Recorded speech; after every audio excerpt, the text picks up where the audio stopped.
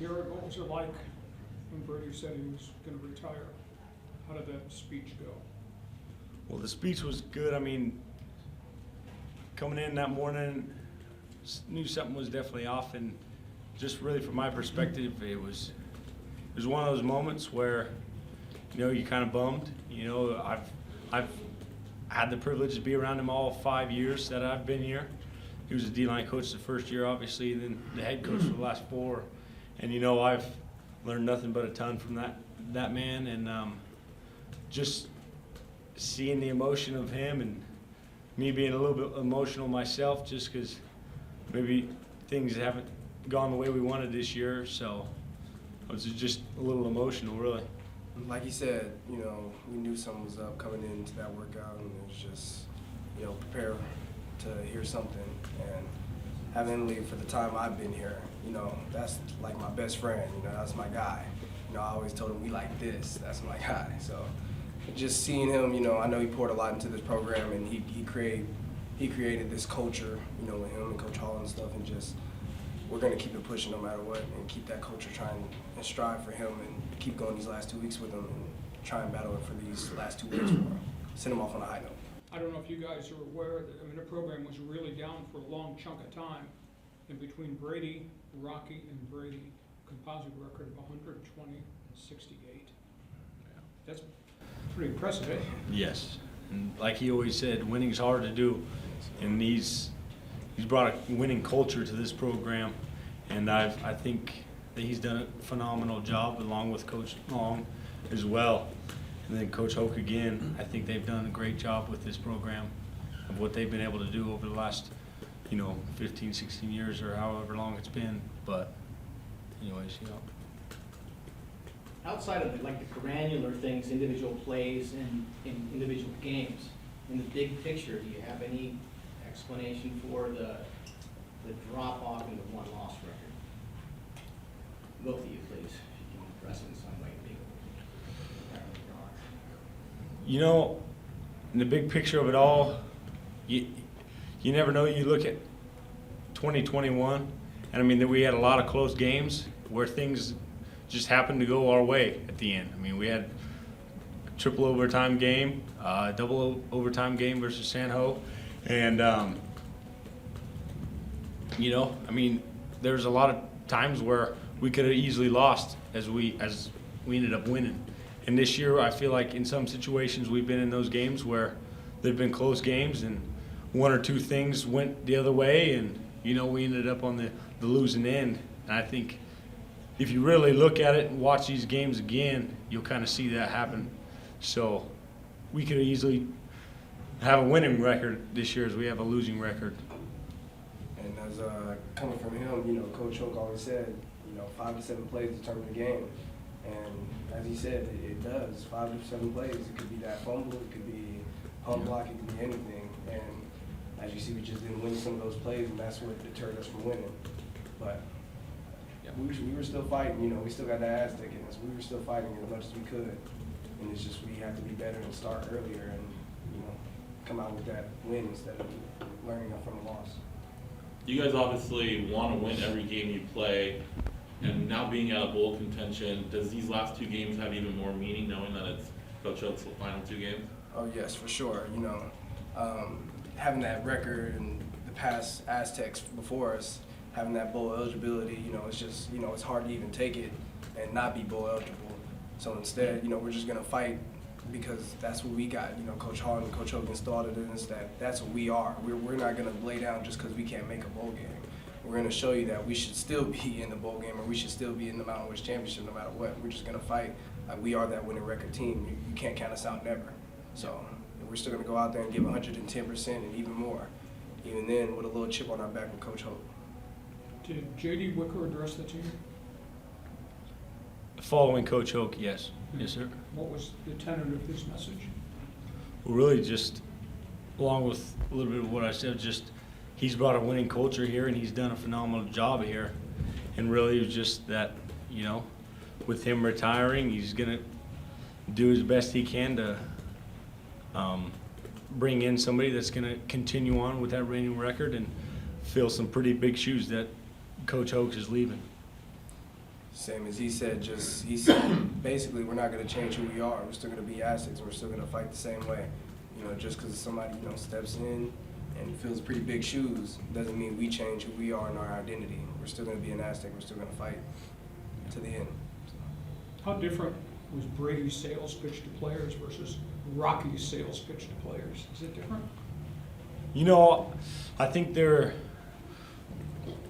both pretty easily, I mean, they go together pretty well as far as they're old school and they like things done a certain way, and they're a blue collar type coach, and they go into work every day and they expect us to work hard, and they're both kind of similar and on that same page, and they've worked together a long time and had a couple of coaching stints together as well. So I mean, it's in a way pretty similar.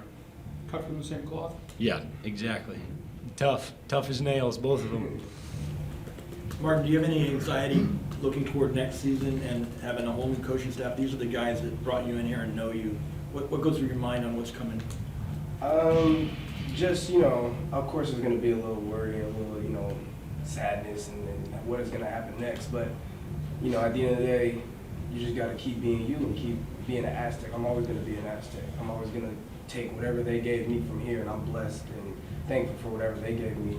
I'm still gonna take that and incorporate that into next season. I'm still gonna be the same dog, the same me, the same trying to help the team. You know, I'm still gonna try and lead in my ways. You know, nothing's gonna ever change, and I'm gonna keep the culture as much as we can that we have here. You know, just like I said, someone stepping into new shoes doesn't mean that we change. You know, we're still gonna have that same Aztec way. But when you guys started your careers, there wasn't really any NIL, transfer portal wasn't what it is now. Going forward, does this program need to embrace those two things a little bit more? Or are you going to continue losing players like you did this year and not maybe getting as many to come in as you have in the past? Me personally, NIL is great. NIL is an amazing thing for college athletes, but I'm one of the people that like to work. I don't really care for NIL as much as other people do. I'm gonna put my nose down and do whatever I can to help this team win and help myself, you know, and that's how I see it. You know, NIL is great. You know, we should do opportunities, we should have more opportunities, and we should branch out for things like that, you know, for, you know, other players coming in. But for me, I'm always gonna be the same hard worker, and I bet we have people all over the team like that, because that's just being an Aztec. We're gonna come in here and work, and, you know, hopefully we get the opportunity, hopefully we get more. You know, we're never gonna not get any more, but if we don't, that doesn't deter from us trying to be a great team.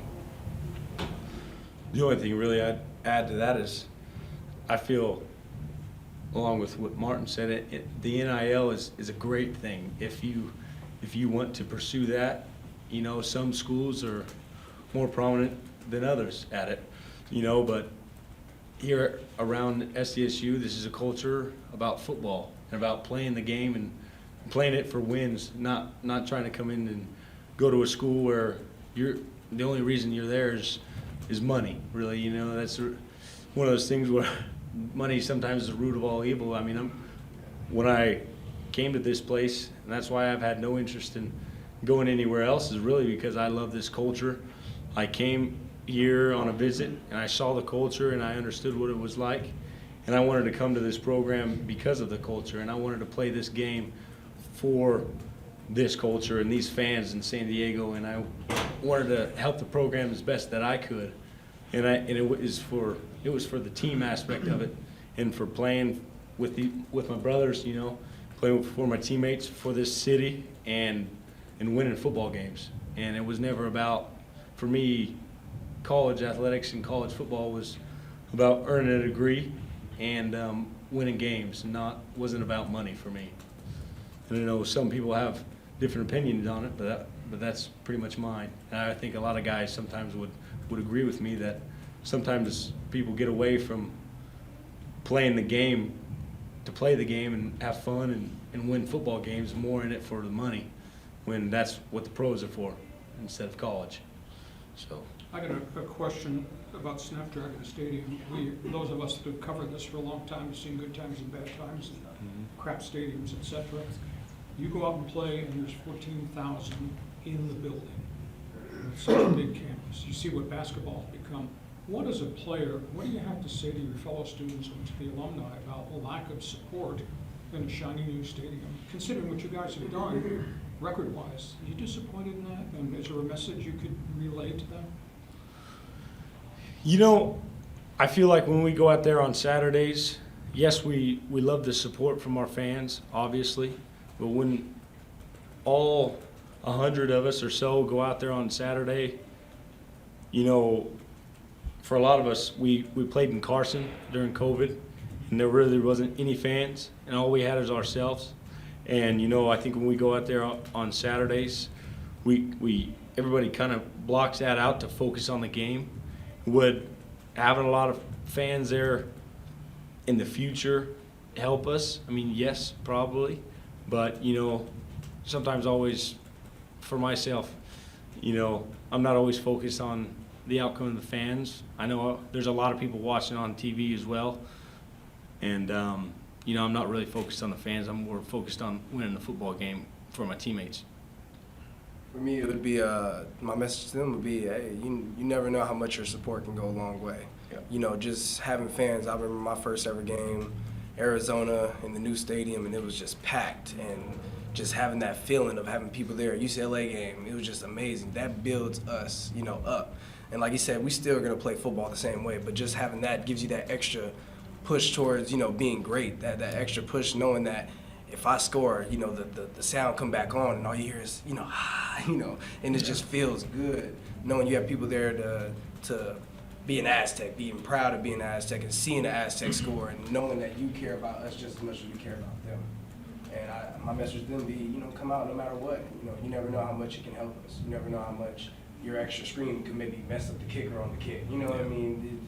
That helps us in a long way, and we just, you know, it would be great to have you there if you could come.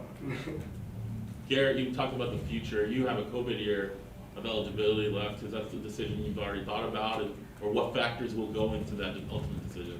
Well, you know, I just, this year, I can't say much about it just because I've been so focused on each week. You know, I haven't thought about it that much. Probably will start soon, just thinking about it. But, you know, I've been focused on week to week and trying to win games.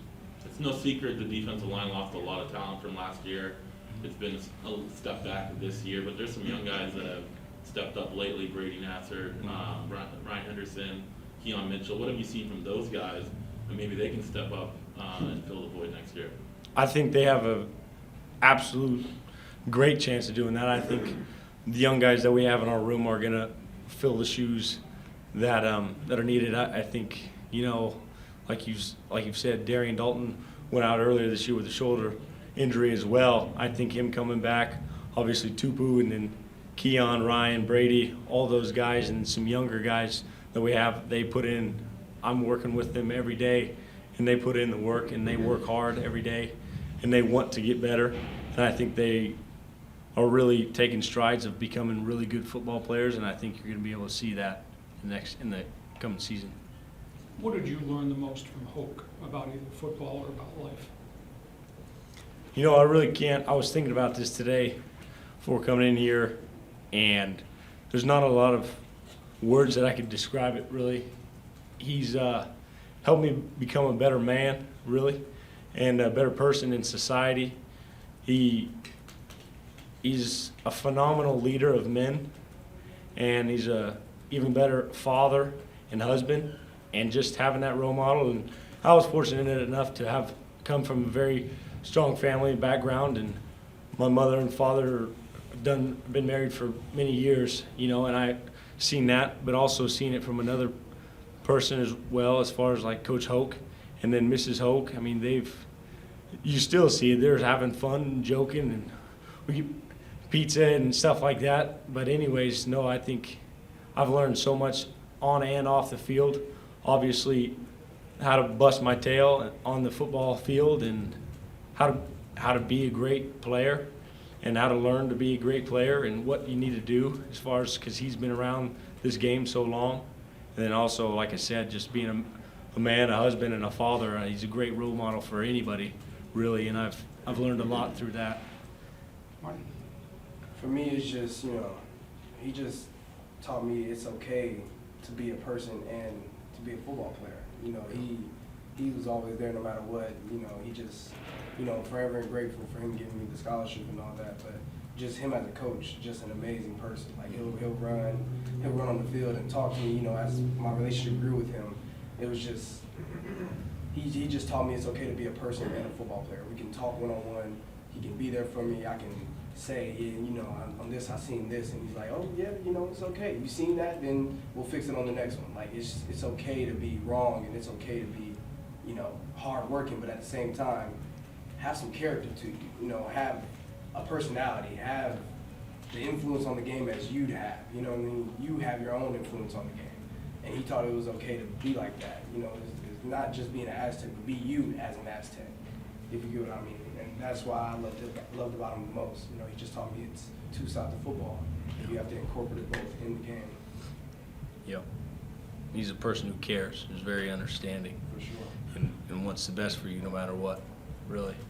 I mean, I've definitely had some situations in the past since he's been here where, you know, family problems arise or something like that of that sort, and he's one of the first ones who's been there for me and allow me to either miss a meeting or something like that for having to go home and, you know, take care of some things and see family members.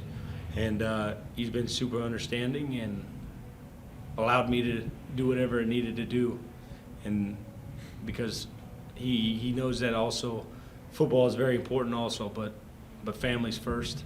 And just him being that kind of man just shows you a lot about his character and what he means to a lot of people.